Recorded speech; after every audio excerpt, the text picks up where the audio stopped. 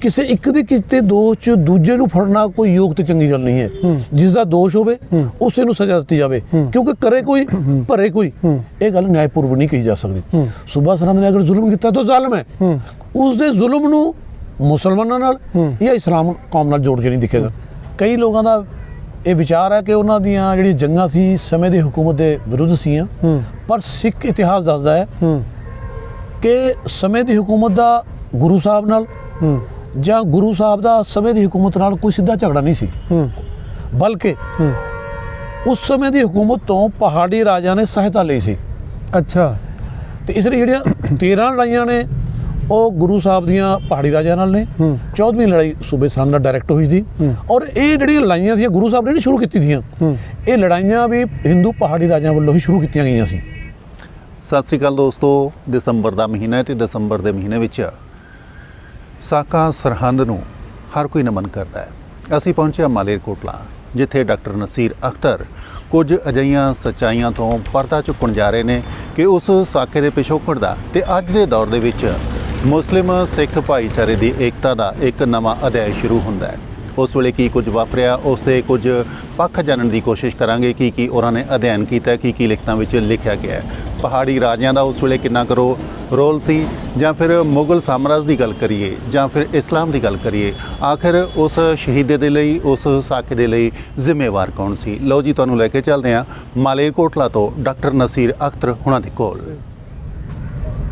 ਦਸਮ ਗੁਰੂ ਸ਼੍ਰੀ ਗੁਰੂ ਗੋਬਿੰਦ ਸਿੰਘ ਜੀ ਦੇ ਅਗਰ ਅਸੀਂ ਜੀਵਨ ਤੇ ਝਾਤ ਮਾਰਦੇ ਹਾਂ ਤਾਂ ਸਿੱਖ ਇਤਿਹਾਸਕਾਰ ਦੱਸਦੇ ਨੇ, ਭਾਈ ਸਰਬਜੀਤ ਸਿੰਘ ਘੁਮਾਨ ਅੰਮ੍ਰਿਤਸਰ ਤੋਂ ਨੇ, ਉਹਨਾਂ ਦਾ ਲੇਖ ਛਪਿਆ ਸੀ ਪਹਿਰੇਦਾਰ ਅਖਬਾਰ 'ਚ, ਤੇ ਦੂਸਰੇ ਨੇ ਪ੍ਰਿੰਸੀਪਲ ਤਰਸੀਕਾ ਸਾਹਿਬ, ਕਿ ਉਹਨਾਂ ਨੇ ਆਪਣੇ ਜੀਵਨ 'ਚ 14 ਜੰਗਾਂ ਲੜੀਆਂ ਨੇ। ਕਈ ਲੋਕਾਂ ਦਾ ਇਹ ਵਿਚਾਰ ਹੈ ਕਿ ਉਹਨਾਂ ਦੀਆਂ ਜਿਹੜੀਆਂ ਜੰਗਾਂ ਸੀ ਸਮੇਂ ਦੀ ਹਕੂਮਤ ਦੇ ਵਿਰੁੱਧ ਸੀਆਂ, ਪਰ ਸਿੱਖ ਇਤਿਹਾਸ ਦੱਸਦਾ ਹੈ ਕਿ ਸਮੇਂ ਦੀ ਹਕੂਮਤ ਦਾ ਗੁਰੂ ਸਾਹਿਬ ਨਾਲ ਜਾਂ ਗੁਰੂ ਸਾਹਿਬ ਦਾ ਸਮੇਂ ਦੀ ਹਕੂਮਤ ਨਾਲ ਕੋਈ ਸਿੱਧਾ ਝਗੜਾ ਨਹੀਂ ਸੀ, ਬਲਕਿ ਉਸ ਸਮੇਂ ਦੀ ਹਕੂਮਤ ਤੋਂ ਪਹਾੜੀ ਰਾਜਿਆਂ ਨੇ ਸਹਾਇਤਾ ਲਈ ਸੀ। ਅੱਛਾ। ਜਿਹਾ ਕਿ ਪ੍ਰਸਿੱਧ ਹਿੰਦੂ ਵਿਦਵਾਨ ਮਹਾਸ਼ਾ ਸੰਤ ਰਾਮ ਜੀ ਅਸ਼ੁਫਤਾ ਲਿਖਦੇ ਨੇ। किताब है हिंदू जाति और सिख गुरु, पन्ना नंबर है 7 से 8 जी।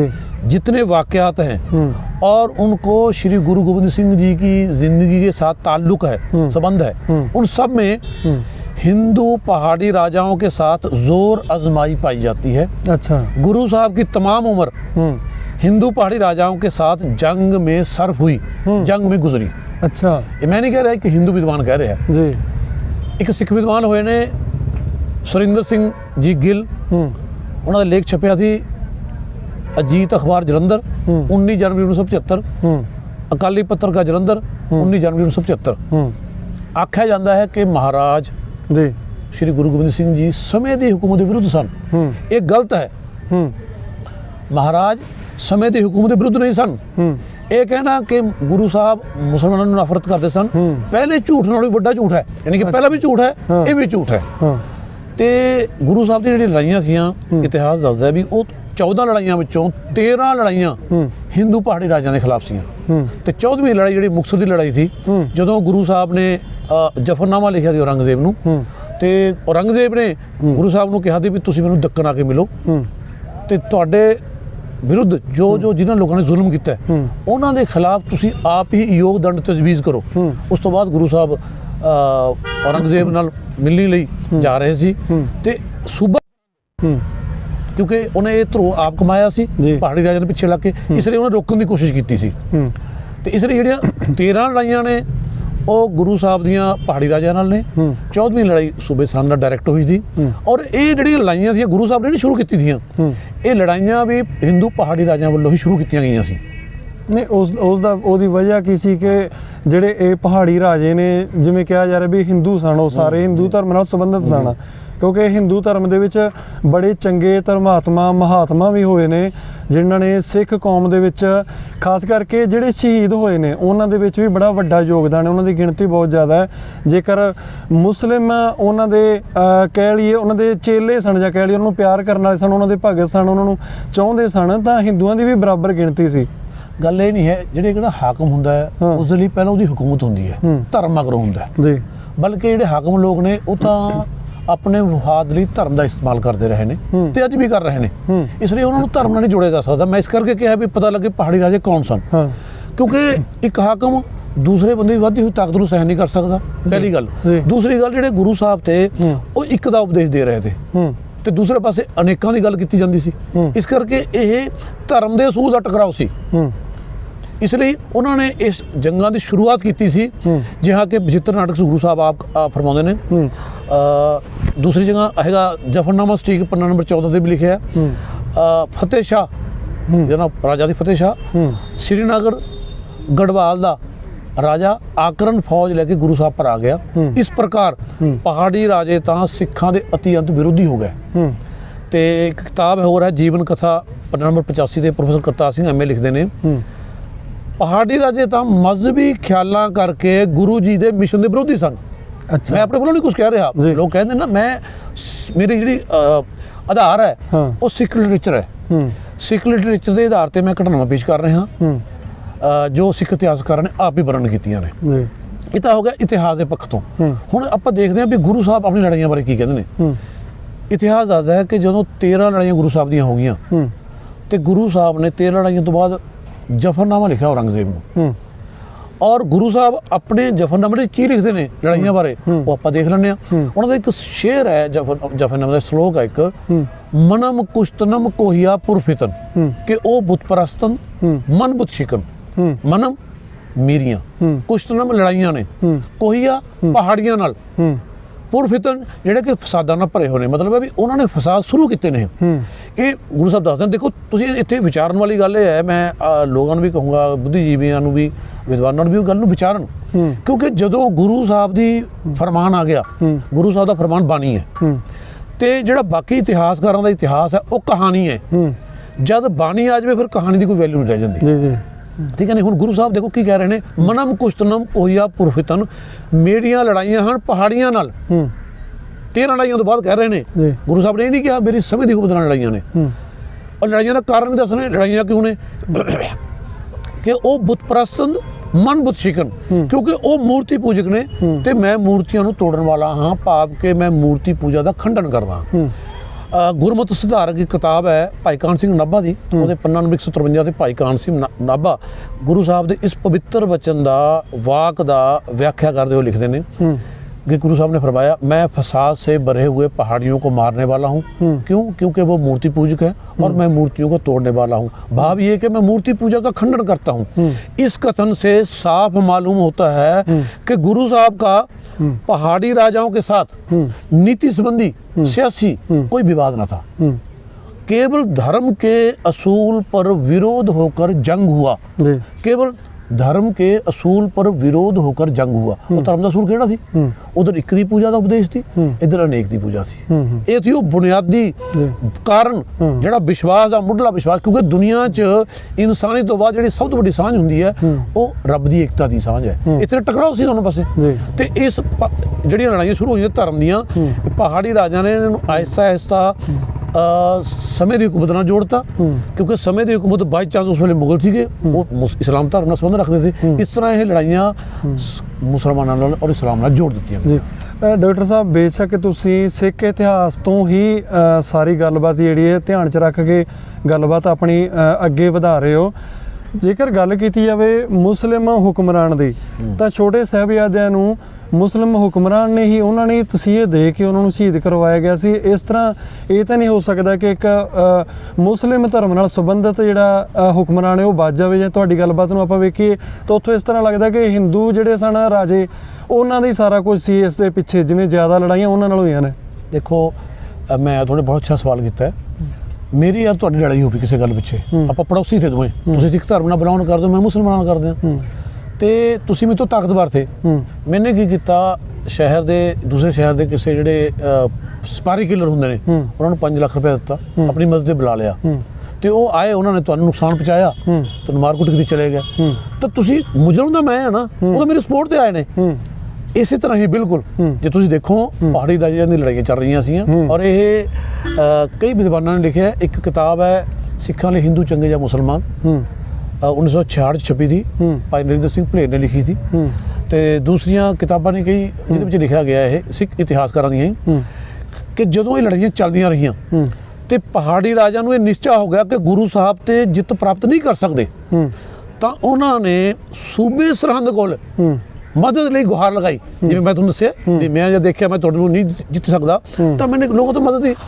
ਜਿਹੜੇ ਲੋਕ ਸਪਾਰੀ ਕਿਲਰ ਨੇ, ਇਹ ਕੰਮ ਇਹ ਅੱਜ ਵੀ ਤੁਸੀਂ ਕਬਜ਼ੇ, ਜਿਹੜਾ ਮਰਜ਼ੀ ਧਰਮ ਦਾ ਬੰਦਾ ਹੋਵੇ ਤੁਸੀਂ ਪੈਸੇ ਦਿਓ ਕਬਜ਼ਾ ਕਰਾ ਜਾਣਗੇ, ਕਿਉਂਕਿ ਉਹ ਬੜੇ ਸਪਾਰੀ ਕਿਲਰ ਥੇ ਸੂਬੇ ਸਰਹੰਦ ਵਰਗੇ ਜਿਨ੍ਹਾਂ ਨੇ ਪੈਸੇ ਲਈ ਕੰਮ ਕੀਤਾ। ਤਾਂ ਉਸਨੇ ਪਹਾੜੀ ਰਾਜਾ ਨੇ 20,000 ਰੁਪਇਆ ਖਰਚਾ ਭਰ ਕੇ ਜਫਰਨਾਮਾ ਸਟੀਕ ਪੰਨਾ ਨੰਬਰ 6, ਅੱਛਾ, ਤਵਾਰੀ ਗੁਰੂ ਖਾਲਸਾ ਪੰਨਾ ਨੰਬਰ 153 ਦੇ ਇਹ ਦਰਜ ਨੇ। ਮੈਂ ਹਵਾਲੇ ਤਾਂ ਦੇ ਰਿਹਾ, ਲੋਕ ਕਹਿਣਗੇ ਵੀ ਆਪਣੇ ਕੋਲ ਦੱਸ ਰਹੇ ਜੀ। 20,000 ਰੁਪਇਆ ਉਸ ਸਮੇਂ ਦਾ, ਅੱਜ ਦਾ 20 ਅਰਬ ਹੋ ਗਿਆ, ਖਰਚਾ ਭਰ ਕੇ ਲੋਹੜੀ ਦੀ ਫੌਜ ਲੈ ਆਂਦੀ।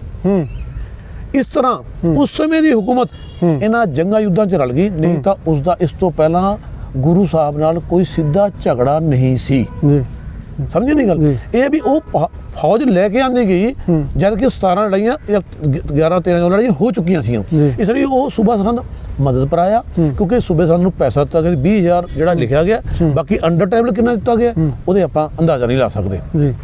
ਜੇਕਰ ਤੁਹਾਡੀ ਗੱਲਬਾਤ ਵੇਖੀ ਜਾਵੇ, ਚਲੋ ਕਿਉਂਕਿ ਇਸ ਟਾਈਮ ਪੂਰੀ ਦੁਨੀਆ ਦੇ ਵਿੱਚ ਤੁਹਾਨੂੰ ਲੋਕ ਸੁਣ ਰਹੇ ਨੇ, ਇਸ ਵਕਤ ਬੁੱਧੀਜੀਵੀ ਚਿੰਤਕ ਨੇ ਜਾਂ ਇਤਿਹਾਸਕਾਰ ਨੇ, ਉਹ ਤੁਹਾਡੀ ਗੱਲਬਾਤ ਨੂੰ ਸੁਣ ਰਹੇ ਨੇ। ਆਉਣ ਵਾਲੇ ਸਮੇਂ ਦੇ ਵਿੱਚ ਇਸ ਦੇ ਬਾਬਤ ਗੱਲਬਾਤ ਹੋਵੇਗੀ ਕਿ ਉਹਨਾਂ ਦਾ ਕੀ ਕਹਿਣਾ ਹੈ ਇਸ ਦੇ ਬਾਬਤ, ਕਿਉਂਕਿ ਹਰ ਇੱਕ ਦੇ ਕੋਲ ਜਾਣਕਾਰੀ ਭਰਪੂਰ ਹੈ, ਪਰ ਜਿਸ ਤਰ੍ਹਾਂ ਦੀ ਵੀ ਜਾਣਕਾਰੀ ਨਵੀਂ ਨਿਕਲ ਕੇ ਸਾਹਮਣੇ ਆਵੇਗੀ ਤਾਂ ਜਿੱਥੇ ਅਖਬਾਰ, ਪ੍ਰਿੰਟ ਮੀਡੀਆ ਜਾਂ ਇਸ ਤੋਂ ਇਲਾਵਾ ਇਲੈਕਟ੍ਰੋਨਿਕ ਮੀਡੀਆ ਜਾਂ ਫਿਰ ਸੋਸ਼ਲ ਮੀਡੀਆ, ਤਾਂ ਇਹ ਸਾਡਾ ਵੀ ਕਿਤੇ ਨਾ ਕਿਤੇ ਫਰਜ਼ ਬਣਦਾ ਹਰ ਗੱਲ ਨੂੰ ਧਿਆਨ ਨਾਲ ਆਪਣੇ ਲੋਕਾਂ ਦੇ ਵਿੱਚ ਲੈ ਕੇ ਜਾਣਾ। ਤੁਸੀਂ ਗੱਲ ਕੀਤੀ ਇੱਥੇ, ਹਾਂਜੀ, ਪਹਿਲਾਂ ਕਿ ਤੁਹਾਨੂੰ ਇੱਕ ਸਵਾਲ ਹੈ ਇਸ ਦੇ ਨਾਲ ਪਹਿਲਾਂ ਕਿ ਜਿਹੜੇ 22 ਧਾਰ ਦੇ ਰਾਜੇ ਸਨ, ਪਹਾੜੀ ਰਾਜੇ ਸਨ, ਉਹਨਾਂ ਦੇ ਜੇ ਉਹ ਦੋਸ਼ੀ ਨੇ ਤਾਂ ਜਿਸ ਵਕਤ ਸਾਹਿਬਜ਼ਾਦਿਆਂ ਨੂੰ ਸਜ਼ਾ ਸੁਣਾਈ ਗਈ ਉਸ ਵਕਤ ਜਿਹਨੇ ਫਤਵਾ ਸੁਣਾਇਆ ਮੁਸਲਿਮ ਜਿਹੜਾ ਕਾਜ਼ੀ ਸੀ, ਤਾਂ ਉਸ ਨੂੰ ਨਹੀਂ ਤਰਸ ਆਇਆ, ਉਸ ਨੇ ਨਹੀਂ ਸੋਚਿਆ ਹੈਗਾ ਕਿ ਮੈਂ ਕਿਸ ਤਰ੍ਹਾਂ ਦਾ ਗੁਨਾਹ ਕਰ ਰਿਹਾ। ਮੈਂ ਤੁਹਾਨੂੰ ਦੱਸਦਾ, ਮੇਰੇ ਪਹਿਲੇ ਸਵਾਲ ਦਾ ਥੋੜਾ ਜਵਾਬ ਰਹਿ ਗਿਆ ਥੋੜਾ ਜਿਹਾ।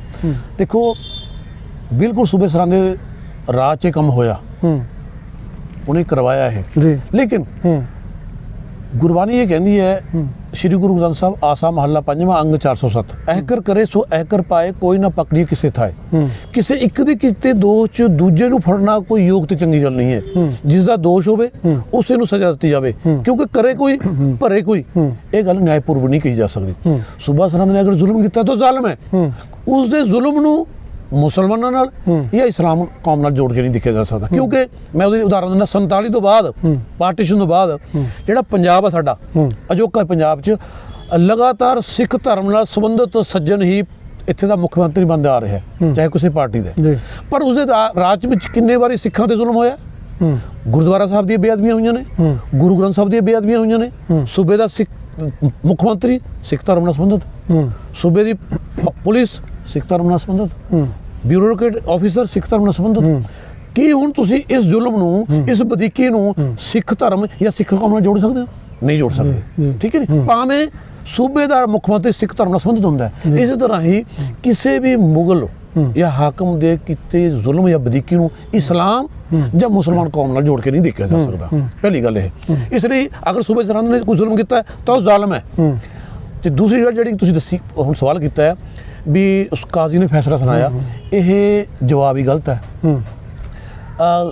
ਇਹੀ ਕਿਤਾਬ ਹੈ ਜਿਹੜੀ ਸਿੱਖਾਂ ਲਈ ਹਿੰਦੂ ਚੰਗੇ ਜਾਂ ਮੁਸਲਮਾਨ, ਪੰਨਾ ਨੰਬਰ 33, 34, 35 ਤੇ ਭਾਈ ਇੰਦਰ ਸਿੰਘ ਭਲੇ ਲਿਖਦੇ ਨੇ ਵੀ ਜਦੋਂ ਛੋਟੇ ਸਾਹਿਬਜ਼ਾਦਿਆਂ ਨੂੰ ਕਾਜ਼ੀ ਦੀ ਅਦਾਲਤ 'ਚ ਪੇਸ਼ ਕੀਤਾ ਗਿਆ, ਕਿਉਂਕਿ ਅੱਜ ਵੀ ਪ੍ਰਧਾਨ ਮੰਤਰੀ ਸਜ਼ਾ ਨਹੀਂ ਦੇ ਸਕਦਾ ਮੁਜਰਮ ਨੂੰ, ਕੋਰਟ ਹੀ ਦਿੰਦੀ ਹੈ, ਜੱਜ ਹੀ ਦਿੰਦਾ ਹੈ। ਉਸ ਵੇਲੇ ਜੱਜ ਕਾਜ਼ੀ ਹੁੰਦਾ, ਕਾਜ਼ੀ ਹੁੰਦਾ ਜੱਜ।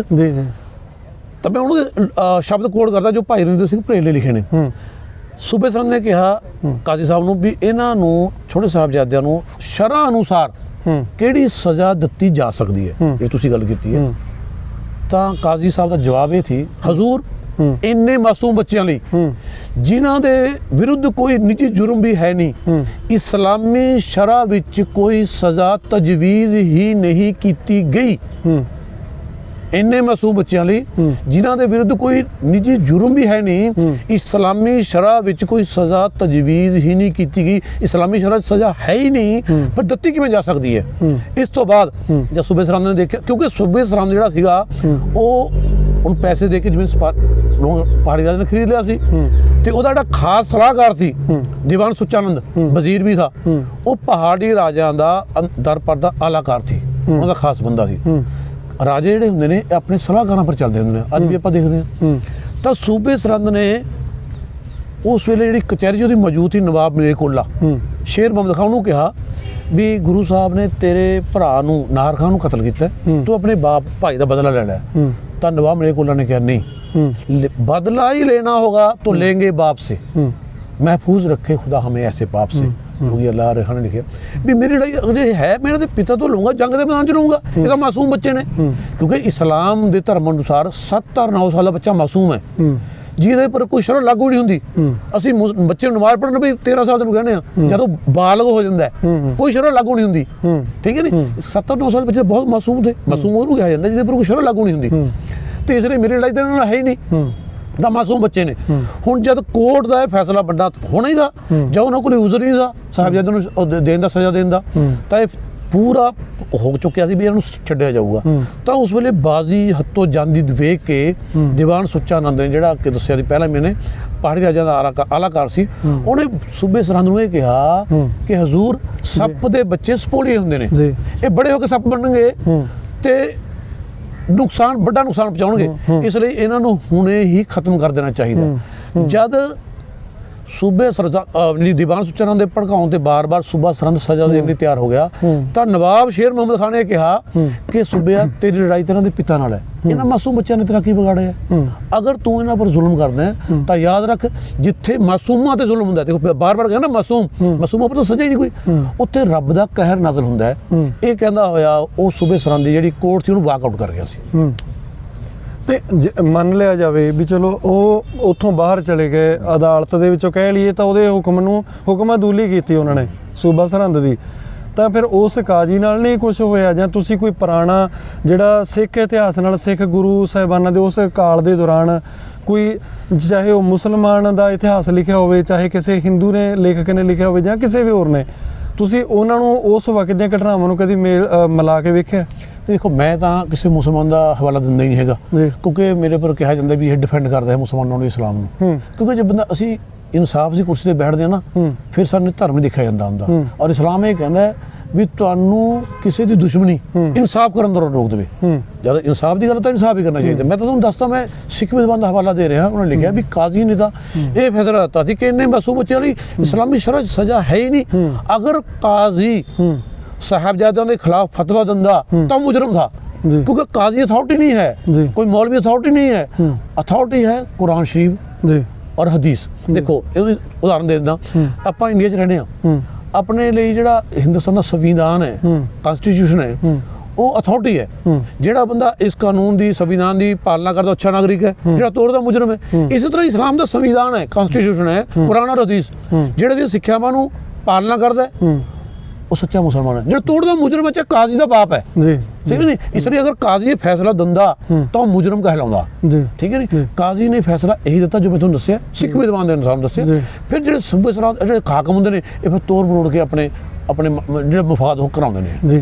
ਤੁਹਾਡਾ ਕਹਿਣ ਤੋਂ ਭਾਵ ਹੈ ਕਿ ਲੋਕ ਜਿਹੜੇ ਨੇ ਉਹ ਸਾਰੇ ਹਰ ਧਰਮ ਦੇ ਇਕਜੁੱਟ ਰਹਿਣਾ ਚਾਹੁੰਦੇ ਨੇ, ਜਦੋਂ ਵੀ ਪ੍ਰਭਾਵਿਤ ਕਰਦੀ ਰਾਜਨੀਤਿਕ ਲੋਕ ਹੀ ਇਸ ਪਾਸੇ ਮਤਲਬ ਗਲਤ ਜਾਂ ਠੀਕ ਕਰਾਉਂਦੇ ਨੇ।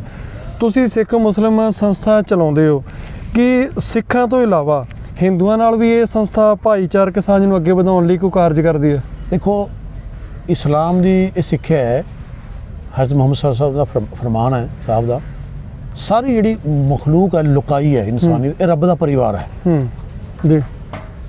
ਹੁਣ ਚਾਹੇ ਉਹ ਕਿਸੇ ਵੀ ਧਰਮ ਨਾਲ ਸੰਬੰਧ ਰੱਖਦਾ, ਕਿਸੇ ਕੌਮ ਨਾਲ, ਕਿਸੇ ਵੀ ਇਲਾਕੇ ਨਾਲ, ਉਹ ਰੱਬ ਦਾ ਪਰਿਵਾਰ ਦਾ ਮੈਂਬਰ ਹੋਇਆ ਨਾ। ਤਾਂ ਹੁਣ ਇੱਥੇ ਵਿਚਾਰਨ ਵਾਲੀ ਗੱਲ ਇਹ ਹੈ ਵੀ ਇੱਕ ਮੁਸਲਮਾਨ ਜਿਸ ਰੱਬ ਦੀ ਇਬਾਦਤ ਪੂਜਾ ਪਾਠ ਬੰਦਗੀ ਕਰਦਾ ਹੈ, ਉਸੇ ਰੱਬ ਦੇ ਪਰਿਵਾਰ ਦੇ ਮੈਂਬਰ ਉਹਦੇ ਲਈ ਕਿੰਨੇ ਸਤਿਕਾਰਤ ਹੋਣੇ ਚਾਹੀਦੇ। ਸਾਨੂੰ ਇਸ ਵਾਸਤੇ ਕੋਈ ਫਰਕ ਨਹੀਂ ਲੱਗਦਾ, ਕਿਉਂਕਿ ਸਾਰੇ ਇੱਕ ਰੱਬ ਦੇ ਬੰਦੇ ਨੇ।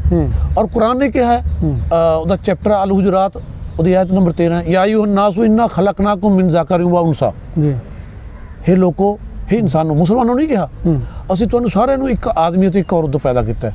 ਦੂਜੇ ਸ਼ਬਦਾਂ ਵਿੱਚ ਸਾਡੇ ਸਾਰਿਆਂ ਦੇ ਜਿਹੜੇ ਮੁੱਢਲੇ ਮਾਂ-ਬਾਪ ਤੋਂ ਇੱਕ ਸੀ, ਤੇ ਇਸ ਲਈ ਅਸੀਂ ਭਰਾ ਹੁਣ ਜੇ ਸਾਡਾ ਪੈਦਾ ਕਰਨ ਵਾਲਾ ਇੱਕ ਹੈ, ਸਾਡੇ ਮੁੱਢਲੇ ਮਾਂ-ਬਾਪ ਇੱਕ ਨੇ, ਸਾਡੀ ਮਨੁੱਖੀ ਬਰਾਦਰੀ ਇੱਕ ਹੈ, ਸਾਡਾ ਲਹੂ ਵੀ ਇੱਕ ਹੈ, ਤਾਂ ਫਿਰ ਸਾਨੂੰ ਇੱਕ ਹੋ ਕੇ ਮਿਲ ਜੁਲ ਕੇ ਪਿਆਰ ਨਾਲ ਰਹਿਣਾ ਚਾਹੀਦਾ, ਤਾਂ ਹੀ ਸਾਡਾ ਸੱਚਾ ਸਾਹਿਬ, ਸਾਡਾ ਸੱਚਾ ਮਾਲਿਕ ਖੁਸ਼ ਹੋਊਗਾ ਜੀ। ਇਹੀ ਦਸਮ ਗੁਰੂ ਸਾਹਿਬ ਦਾ ਫਰਮਾਨ, 10ਵਾਂ ਗ੍ਰੰਥ ਅਕਾਲ ਉਸਤਤ ਅੰਗ 42 ਤੇ, ਜਿਹਨੂੰ ਪ੍ਰੇਮ ਕੀਓ ਤਿਨ ਹੀ ਪ੍ਰਭ ਪਾਇਓ। ਗੁਰੂ ਸਾਹਿਬ ਨੇ ਕਿਹਾ ਜਿਹਨੂੰ ਗੁਰਦੁਆਰਾ ਬਣਾਇਆ ਤਿਨ ਹੀ ਪ੍ਰਭ ਪਾਇਓ, ਮਸੀਤ ਬਣਾਇਓ ਤਿਨ ਹੀ ਪ੍ਰਭ ਪਾਇਓ, ਮੰਦਿਰ ਬਣਾਇਓ ਤਿਨ, ਜਿਹਨੂੰ ਪ੍ਰੇਮ ਕੀਓ। ਅਗਰ ਰੱਬ ਨੂੰ ਪਾਉਣਾ ਚਾਹੁੰਦੇ ਹੋ ਤਾਂ ਉਹਦੇ ਬਣਾਏ ਹੋਏ ਬੰਦਿਆਂ ਨਾਲ ਪ੍ਰੇਮ ਕਰੋ ਜੀ। ਬਾਕੀ ਰਿਹਾ ਤੋਂ ਜਿਹੜੀ ਇੱਕ ਗੱਲ ਥੋੜੀ ਰਹਿ ਗਈ ਸੀ, ਦੇਖੋ ਮੈਂ ਜਿਵੇਂ ਕਿਹਾ ਵੀ ਇਸਲਾਮ ਕੁਰਾਨ ਸੰਵਿਧਾਨ ਹੈ। ਕੁਰਾਨ 'ਚ ਇੱਕ ਚੈਪਟਰ ਹੈ ਅਲ ਮਾਇਦਾ, ਉਹਦੀ ਆਇਤ ਨੰਬਰ 32 ਹੈ, ਅੰਨਹੁ ਕਤਲ ਨਫਸਮ ਬਿਗੈਰ ਨਫਸਿਨ ਔ ਫਸਾਦਨ ਫਿਲ ਅਰਦੀ ਫਕਾਨ ਨਮਾ ਕਤਲ ਨਸਾ ਜਮੀਆ। ਜਿਸਨੇ ਕਿਸੇ ਨਾਹਕ ਕਿਸੇ ਜਾਨ ਨੂੰ, ਨਿਰਦੋਸ਼ ਕਿਸੇ ਜਾਨ ਨੂੰ ਕਤਲ ਕੀਤਾ, ਉਹਨੇ ਸਾਰੀ ਇਨਸਾਨੀ ਦਾ ਕਤਲ ਕਰਤਾ। ਸਾਹਿਬਜ਼ਾਦੇ ਤਾਂ ਨਿਰਦੋਸ਼ ਥੇ, ਅਗਰ ਉਹਨਾਂ ਨੂੰ ਕਤਲ ਕੀਤਾ ਹੈ ਤਾਂ ਸਾਰੀ ਇਨਸਾਨੀ ਦਾ ਕਾਤਲ ਹੈ। ਇਸਲਾਮ ਤਾਂ ਉਹ ਚੀਜ਼ ਨੂੰ ਮਾਫੀ ਨਹੀਂ ਕਰਦਾ। ਇਹ ਇਸਲਾਮ ਦੇ ਸਭ ਤੋਂ ਬੜਾ ਪਾਪ ਹੈ ਰੱਬ ਤੋਂ ਇਲਾਵਾ ਕਿਸੇ ਦੀ ਹੋਰ ਦੀ ਪੂਜਾ ਕਰਨਾ।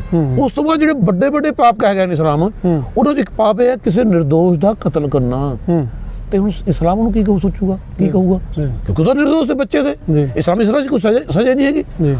ਮੈਂ ਅਕਸਰ ਕਹਿਣਾ ਹੁੰਦਾ, ਕਿਉਂਕਿ ਸੂਬੇ ਸਰਹੰਦ ਨੇ ਇਸਲਾਮ ਦੇ ਕਾਨੂੰਨਾਂ ਨੂੰ, ਇਸਲਾਮ ਦੇ ਸੰਵਿਧਾਨ ਨੂੰ, ਕਨਸਟੀਟਿਊਸ਼ਨ ਨੂੰ ਤੋੜ ਕੇ ਹੀ ਸਾਹਿਬਜ਼ਾਦਿਆਂ ਨੂੰ ਸ਼ਹੀਦ ਕੀਤਾ ਸੀ।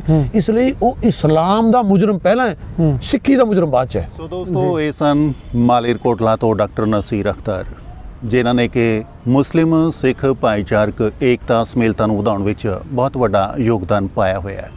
ਉਹਨਾਂ ਵੱਲੋਂ ਆਰੰਭੇ ਗਏ ਇਹ ਜੋ ਯਤਨ ਨੇ ਵੱਖ-ਵੱਖ ਭਾਈਚਾਰਿਆਂ ਨੂੰ ਇੱਕ ਏਕੇ ਦੇ ਵਿੱਚ, ਸਮੇਲਤਾ ਦੇ ਵਿੱਚ ਲੈ ਕੇ ਆਉਣਾ, ਉਹ ਯਤਨ ਅੱਗੇ ਵੀ ਜਾਰੀ ਰਹਿਣਗੇ। ਇਸੇ ਤਰ੍ਹਾਂ ਦੀਆਂ ਹੋਰ ਸ਼ਖਸੀਅਤਾਂ ਦੇ ਨਾਲ ਅਸੀਂ ਤੁਹਾਡੀ ਮੁਲਾਕਾਤ ਕਰਾਉਂਦੇ ਰਹਾਂਗੇ। ਅੱਜ ਦੇ ਲਈ ਇੰਨਾ ਹੀ, ਦਿਓ ਇਜਾਜ਼ਤ। ਹਾਸੇ ਵਾਸੇ ਰਹੋ। ਜ਼ਿੰਦਗੀ ਜ਼ਿੰਦਾਬਾਦ।